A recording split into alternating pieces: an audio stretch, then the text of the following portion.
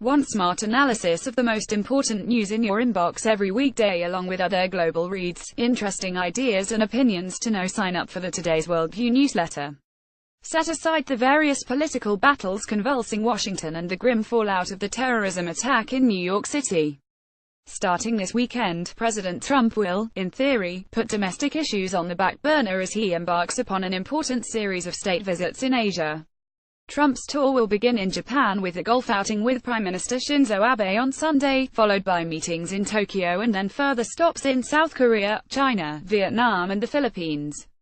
It will be the longest trip taken by any U.S. president since George H.W. Bush traveled through Asia in 1991, and ended the journey by vomiting in the Japanese Prime Minister's lap during dinner. Officials in the White House are surely hoping for no such messes this time. In each country, Trump will have a fair amount of work to do. In Vietnam and the Philippines, he'll attend two key regional summits, where America's many allies in the region are hoping to hear the reassuring words of a traditional American president, rather than Trump's campaign trail barking, questioning Washington's long-standing overseas commitments. A Chinese woman dressed in a Qing Dynasty costume takes a selfie with a wax figure of President Trump on display at a fair in northeast China's Liaoning province on March 8. China topics via Associated Press. Trump's advisors have outlined three guiding themes to the trip: a tough line on North Korea's nuclear threat, a commitment to an open and free Indo-Pacific region, or rather, a check on Chinese maritime pushiness, and a reckoning with Asian partners over what Trump sees as unfair trade deficits.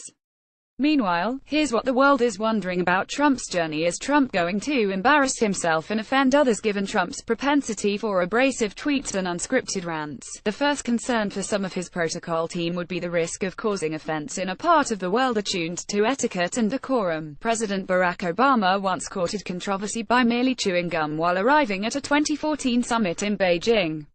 Trump's planned audience with Japan's emperor may come under particular scrutiny. The president will use whatever language he wants to use, said National Security Advisor H.R. McMaster at a Thursday press briefing when asked whether Trump would curb his sometimes incendiary rhetoric. Trump seems to be at least aware of such worries. "I don't want to embarrass anybody 4 days before I land in China," Trump said at a cabinet meeting this weekend, after he again complained about bad trade deals with certain countries. Can Trump translate good personal relationships into policy wins? Trump has hosted Abe and Chinese President Xi Jinping at his Mar-a-Lago resort in Florida and boasted of cultivating a good rapport with both leaders. But it remains to be seen whether such bonhomie can pay dividends on a grander scale. In Japan, Trump has a much easier mission. Abe, a notably hawkish nationalist, is happy with Trump's eagerness to sell more arms to American allies in the region. Trump's arrival will be preceded by his daughter Ivanka's star-turn Friday, when she'll address the Japanese government's World Assembly of Women conference.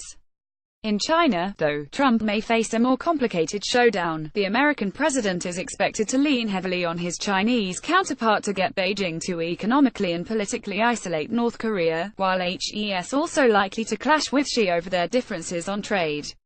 I think the sense that one gets is that privately, most likely, Trump will effectively tell Xi Jinping, "I'm coming after you on trade especially," said Christopher Johnson of the Center for Strategic and International Studies. And I think the Chinese, because of that concern, are very eager to use the summit meeting to try to press the reset button on the relationship between the two presidents. President Trump and Xi Jinping at Mar-a-Lago on April 7. Alex Brandon, Associated Press. What can Trump really achieve on North Korea? Pyongyang's nuclear threat will loom over most of Trump's deliberations in East Asia. But the question remains, what will he actually do about it? So far, despite Trump's saber-rattling tweets, U.S. actions have been more or less a continuation of Obama-era policies, that is, pursuing a tough regime of international sanctions that may compel the North Koreans to come to the table. But any diplomatic effort will require a united front with a host of countries with varying interests. Trump's main job may be to figure out what the next steps might be. Beyond pushing China to implement the sanctions already in place and perhaps getting them to introduce a few more, one option would be to bring Korea, Japan, and Russia back into the conversation. Elizabeth Economy of the Council on Foreign Relations suggests, in this case, 5 heads may well be better than 2. Other analysts are more skeptical. Michael Oslin of the Hoover Institute thinks that North Koreans will never surrender their nuclear weapons program and, after successive presidents have failed to stop Pyongyang's nuclear build-up, that this White House needs to learn how to with that.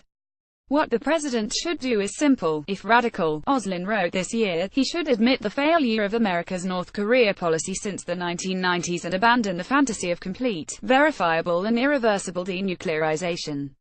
Instead, he should acknowledge that North Korea is a nuclear weapons-capable state, and that the United States will treat it as such.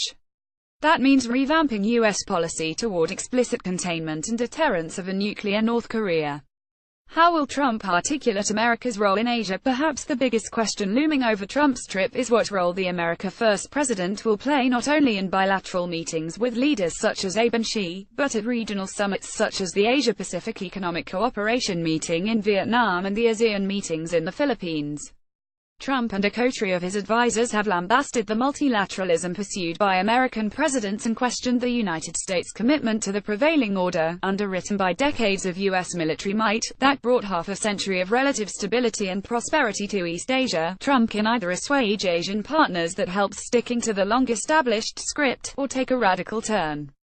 His recent praise for the political successes of both the Chinese president and Philippine President Rodrigo Duterte seem to confirm something else: the absence of any real interest on his part in even rhetorically defending human rights and democracy on the global stage.